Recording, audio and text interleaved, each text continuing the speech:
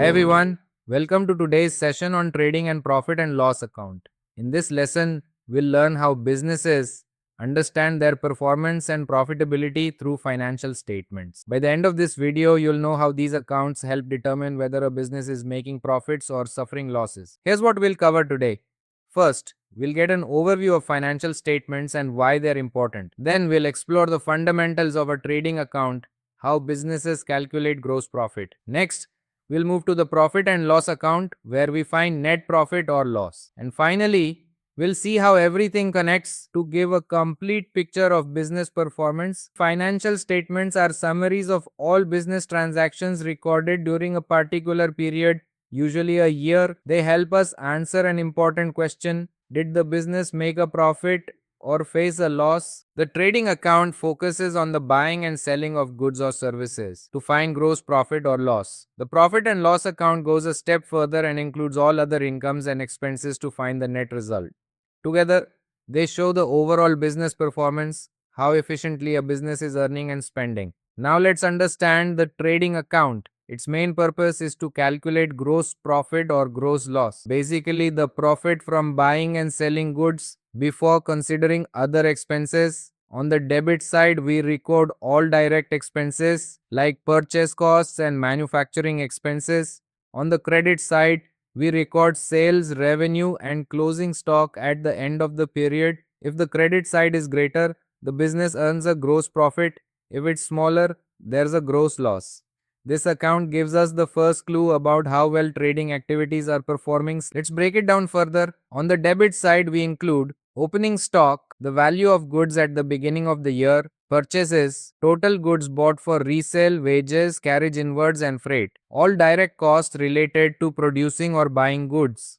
On the credit side, we record sales, total revenue from goods sold; closing stock, goods left unsold at the end of the year; and sometimes direct incomes like production income or purchase returns. This comparison helps find the gross profit, which then moves to the profit and loss account. Here's a simple example.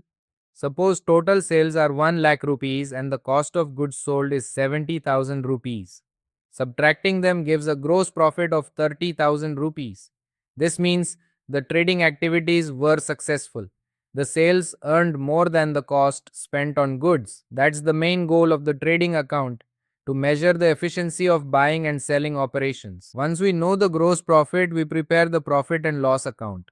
This account adds all indirect incomes and indirect expenses to find the net profit or loss. Indirect expenses include things like rent, salaries, and electricity bills. Indirect incomes might be interest received, rent received, or commission earned. If total income is greater than total expenses, we get net profit.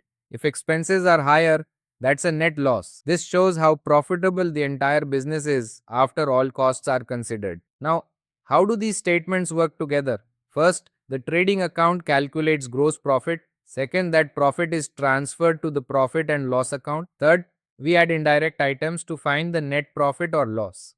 Finally, this result tells us how efficiently the business is operating overall. So from trading to total performance, the process gives a complete financial picture. At the end of the day, every business asks one question: are we earning enough to cover our costs and still make money? That's exactly what the trading and profit and loss accounts help us answer. They show not only whether a profit exists, but also whether the business is growing sustainably over time. And that brings us to the end of this lesson. Thank you for learning with us. By mastering the trading and profit and loss accounts, you'll be able to understand how businesses measure their performance, manage costs, and plan for growth effectively.